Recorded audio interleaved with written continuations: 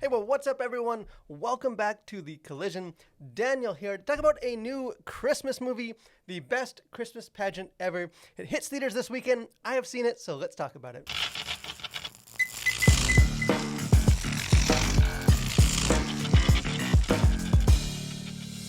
So, ready or not, the Christmas season is fast approaching. Mariah Carey, she's warming up her voice. Walmart is packed with more holiday goods than Santa's workshop. And now we do have the first Christmas movie of the year. And let it be known right from the start that, like a civilized, proper Christian gentleman, I firmly belong in the camp of Christmas celebrations should not start until after Thanksgiving. But setting aside the fact that it just feels too early for a Christmas movie, I also will be quick to admit that I don't think there's any better way to kick off the holiday season than with a movie that really just cuts through all the glitz, the noise, the commercialization to remind us what Christmas is truly about. Directed by Dallas Jenkins, who, as many of you know, is the creator of the hit show The Chosen, and based on the beloved 1971 book by Barbara Robinson, the best Christmas pageant ever. Is this a totally delightful and a heartfelt story that the whole family can enjoy, I think, for years to come. And for the uninitiated who didn't grow up reading Robinson's book, as I did as a child,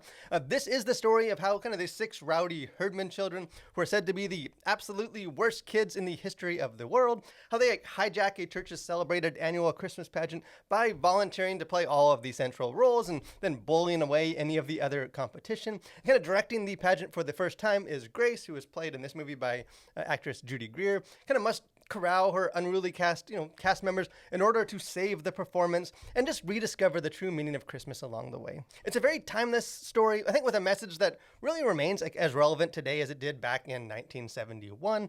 And see, in many ways, I think as Christmas continues its sort of gravitational pull towards just more commercialization and secularism, it may be needed more now than ever. It's a really charming book, and I think fans of the source material will be happy to hear that the best Christmas pageant ever is also just a very delightful film. Personally, I'm a complete Christmas fanatic, and there's a certain degree of nostalgia and just sentimentality that is baked into Christmas. And I think the best Christmas pageant ever does sort of effectively capture that feel-good warmth and comfort of this season. It's also, I think, a family film, really in the truest sense. I think many so-called family films are actually just children's films where, parents are only in attendance out of just that dutiful role to be the, chauffeur or the chaperone. The best Christmas pageant ever, I think, is a movie that can be enjoyed equally by all ages. My 2 9-year-old twin boys joined me for the screening of this movie, and afterwards they did, suggest that this is a film that they would like to, be added to our annual rotation, alongside the staples of A Muppet Christmas Carol and, A Charlie Brown Christmas. At the same time, as an adult, I too, was emotionally moved by the story, and I would happily watch this again, even without my kids in tow. And director Dallas Jenkins has just built up a ton of goodwill with audiences for his work on, the mega hit series The Chosen, which does make it easy to forget that he still remains a relatively unproven storyteller outside of that breakout show. Although with this movie, I do think he proves himself capable of telling a very well-crafted and inspiring faith-based tale beyond just the realm of biblical narratives. And in press interviews that he has done, in the lead up to this film, he has expressed that this is a book that he has wanted to adapt for many, many years. And I think it's evident that he clearly understands and I think is able to communicate just the heart of the original story that has made it such an endearing classic. At the same time, and I think maybe understandable given sort of, his previous body of work, I think Jenkins does appear more comfortable with the emotional drama, which I think is very effective in this film, than he does with the more goofy, lighthearted elements, which at least to me just feel a little underutilized. Because some of the sort of snappy, whimsical humor that I think works really well in the opening scenes of this movie is lost to a degree as the story progresses and slowly becomes a bit more serious. And I also just think that that the movie does seem to just lack energy, at least at times, with several scenes that just feel a little bit too sluggish. But to be clear, there was never a moment in this movie where I was sitting there and thinking man, this is bad, because it's not. This is a very good movie.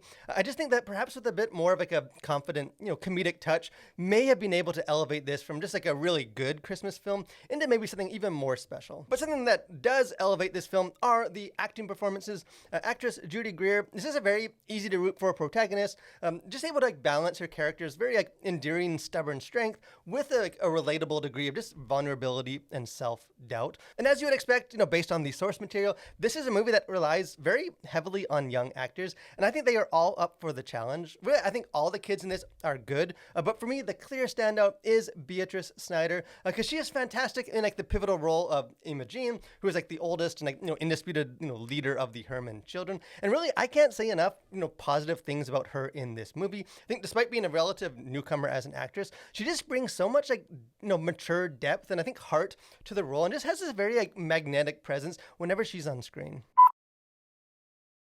As far as content to consider, things going on the surface of this, really not much at all. There's no violence, nothing in the way of sexuality. For language, there are 3 to maybe 4 instances of a child that uses, the name of God in vain, although she's repeatedly sort of chastised by the church, leaders for doing so. And in the context of the film, it works, I think, to effectively just sort of show how, the Herdman children aren't just, accustomed to sort of church etiquette, and it is a very sort of raw and authentic use of the word. The only other kind of content thing is there are at least several scenes that do show children smoking cigars.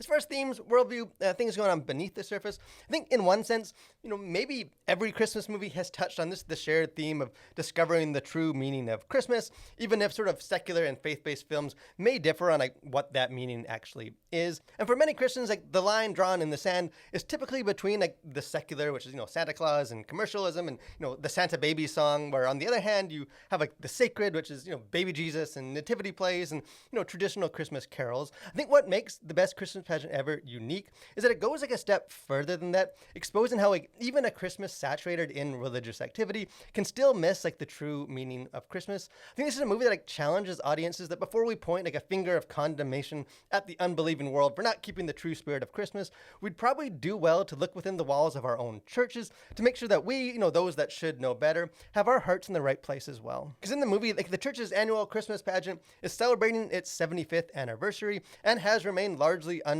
since its inception. It's become sort of a mere holiday tradition. It's very stagnant, very familiar, in which many of the townspeople seemingly attend just out of a sense of duty, rather than with any real earnest excitement about the performance. And even during the pageant's first rehearsal, kind of the regular church kids in the cast grow restless as Grace, the director, reads the Christmas story from the Gospels, with one kid sort of shouting out, everyone knows this story already. But of course, not everyone knows the biblical tale, and the Herdman children kind of pepper the director with almost humorously honest questions about the narrative, I think drawing attention to the details and the story elements that the rest of the kids have just become too familiar to notice or to care about. The similar thing throughout the film is Emma Jean Herdman, who has been cast to play the lead role of Mary in the play, kind of repeatedly lingers before a painting of Jesus' mother, really trying to understand who the woman really was. And there's just this implication that the regular church members have just long grown accustomed to that portrait and rarely even notice it anymore, much less stand there to contemplate it.